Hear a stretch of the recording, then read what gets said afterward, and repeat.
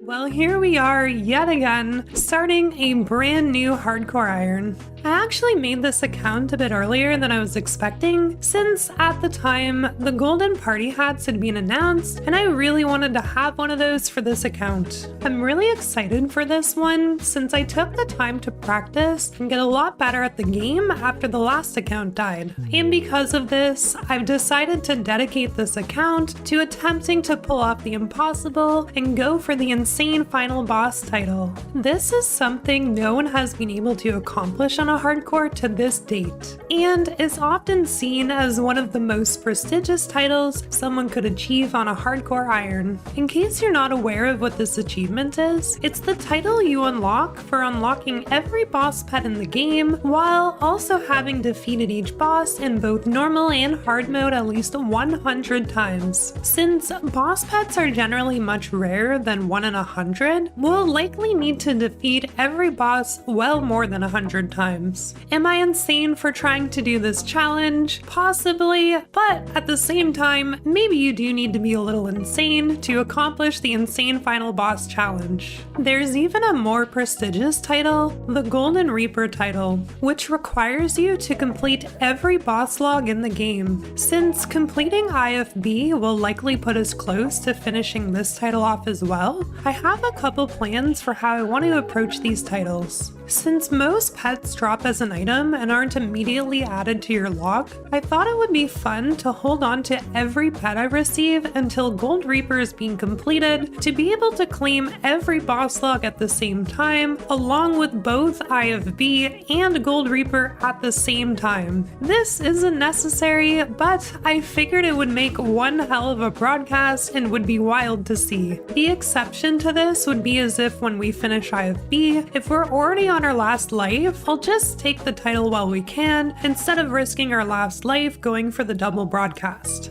Either way, I think this is going to be a very fun challenge, and I can't wait to get started. Before we get into this, I want to talk about my strategy starting off on this account. Magic is not only insanely strong right now, but it's also relatively easy to acquire the gear needed for a solid magic build. Our main goal for our PvM setup will be to get our hands on a Cywir Wand and Orb, and then G-Conch. Even though those weapons are tier 85, when paired with G-Conch, they'll actually outperform a tier 90 Noxious Staff. I personally feel like this weapon setup would be far easier to achieve than a Noxious Staff, and is actually stronger than one, so it seems like the obvious choice to me. On top of this, magic will allow us to use the new Syntistan spells for even greater damage output, along with giving us access to Animate Dead, which will be very strong for keeping our hardcore from dying. Magic also has Crypt Bloom available, which is insanely strong at reducing the damage you take, especially when paired with Animate Dead.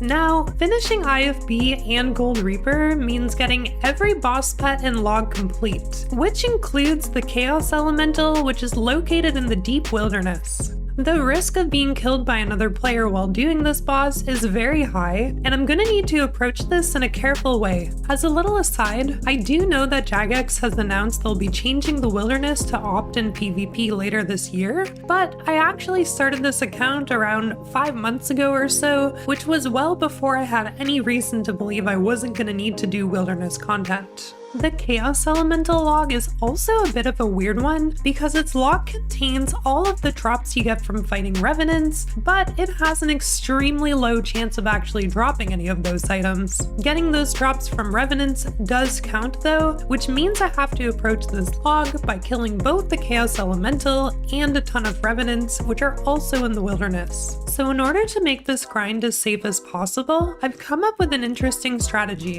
In the wilderness, you can only be attacked by players that are as close in combat level to you as the current wilderness level. Since the majority of players out doing PvP will be at max combat level, I can severely reduce the likelihood of someone being able to attack me by making sure I'm out of their combat level range. This won't mean it's impossible for me to get attacked, but I feel like this is a numbers game I have to play here, and I like the safety that this provides.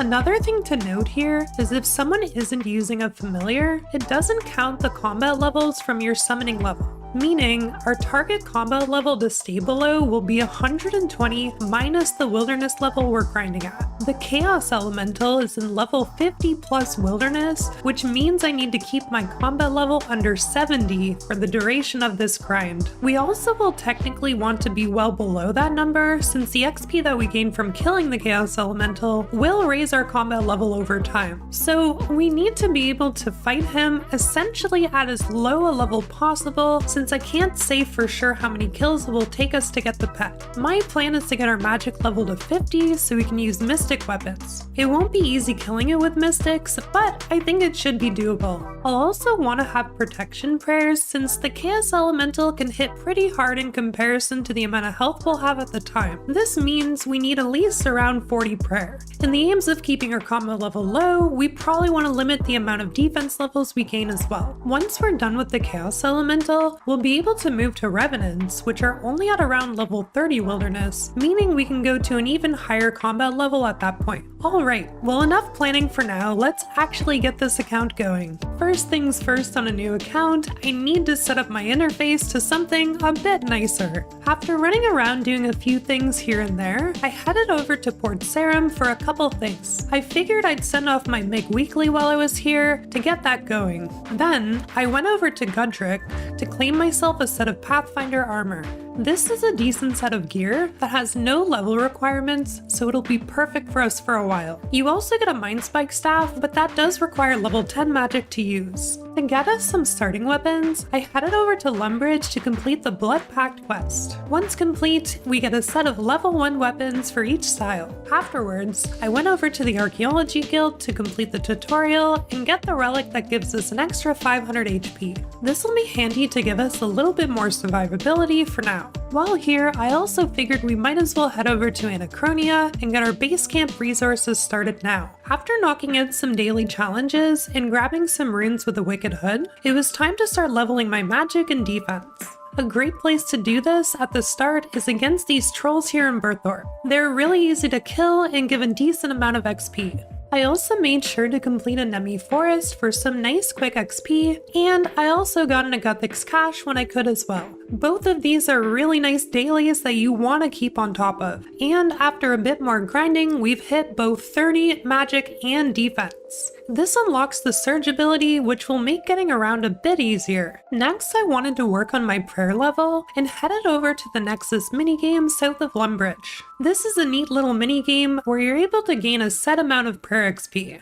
It goes faster if you have a group to do this with because you can work on spawning the grotesque in the middle. Some friends and I worked on this together, and we were able to get my prayer to 42 by the time I ran out of available XP. Only one level away from all the protection prayers now, which will be easy to get from a couple more Nemi Forests. I wanted to buy myself some new gear since we have the stats to wear some better stuff now. Since I had no starter cash, I headed over to the Stronghold of Security to run through it real quick and gain a bit of gold. With this, I went and bought myself a battle staff along with a batwing wand and orb and some batwing armor. Then, to have a little fun, I grabbed myself a wolf slayer task and spent a bit of time ticking wolves on White Wolf Mountain with my tier 30 gear. Was this necessary? No, but it was fun to flex on those wolves before heading over to Catherby. I also chose to spend some time working on another decent daily, Evil Trees. I'm personally not a huge fan of woodcutting, so these are a nice daily to speed up those levels. Plus, you get some logs out of it, which is a nice bonus. I also made sure to hop over to Play Your Own Farms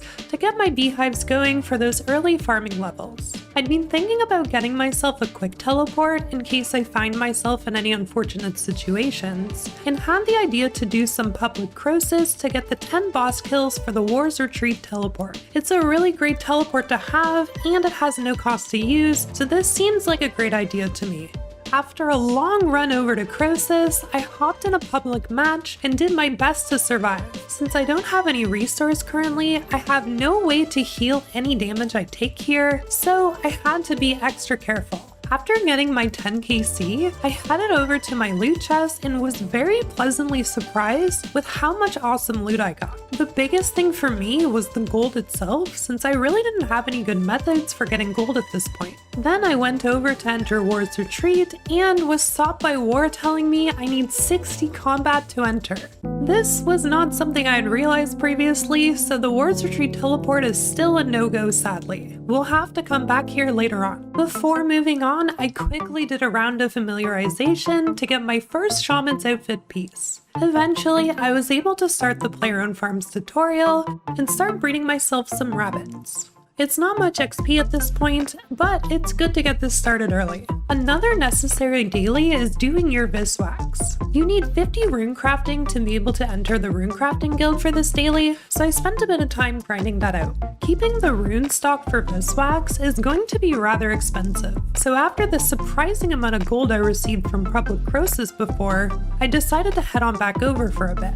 I hadn't fully realized it yet at this point, but the loot from Croesus is absurdly good on a low-level iron. You get things like XP in your skill, construction XP, herblore supplies, gems for crafting, rock tails, soul runes, magic logs, money and salvage, onyxes, hydra gold tips, marks of war, slayer XP and reaper points if you do reapers here, and all of this isn't even including the rare drops as well. There's just a laundry list of benefits to doing Croesus early on in iron, and as you'll see as this series progresses, just how beneficial it all is. After getting a bit more gold, I could actually afford to head over to the Goebie supply shop to start stocking up on super restores to use at Croesus. I also figured it's worth grabbing the super set whenever I'm here, and also the cooked alligators, since it's some decent food and I may want to use it at some point. I then trained my firemaking up a bit since I noticed I wasn't super consistent when clearing my sticky fungus at Croesus. And then I went back over for a bit more loot. And with the spoils, I made sure to grab some more runes to use on my daily Vis Wax runs.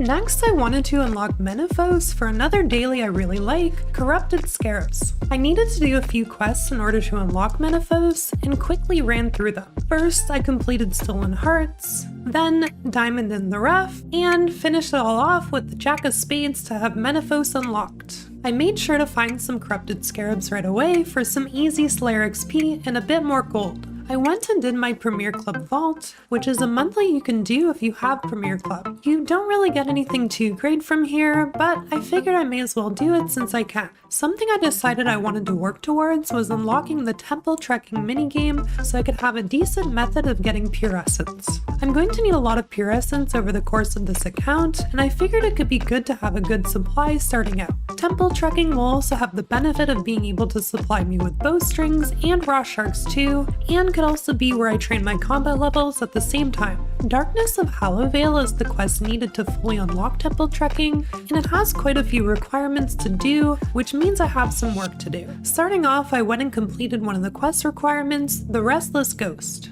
I was gonna need a bit of thieving XP, so I completed the Buyers and Sellers mini quest to unlock the Thieves Guild so I could train my thieving on the cell doors in there. I also remembered to pick up my Jack of Trades aura with the loyalty points that I received from getting Premier Club. This will be handy in helping me get extra XP in whichever skills I feel needed.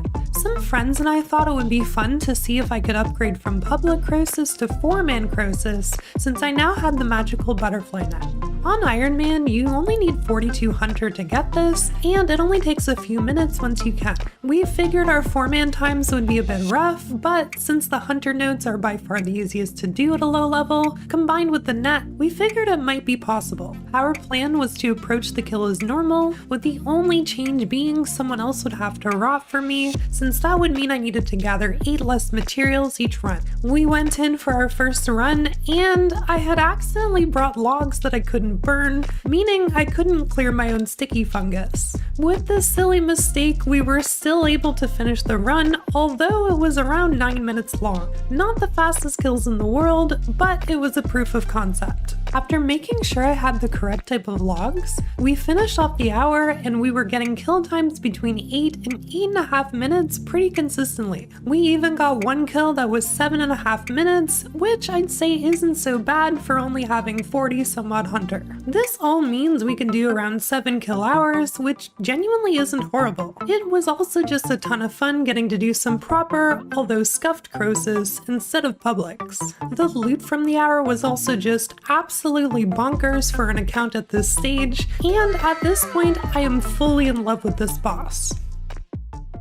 Thank you all for watching, and I hope you enjoyed the video. I'd been away for a bit recently since I had surgery done just over a week ago, but I'm recovering well and I'm gonna do my best to get more of these out when I can. My voice is actually still a bit weak from the surgery since being put under can hurt your vocal cords, so I apologize if I didn't sound my best in this one. I'm doing a bit better each day though, and should hopefully be back to my normal routine soon. I've also been taking a break from streaming due to all of this, so I can't tell you to catch me on there right now, but it would mean the world to me if you drop me a follow over there for when I'm back at it. Anyways, hope you have a fantastic day, and I'll catch you in the next one. Bye!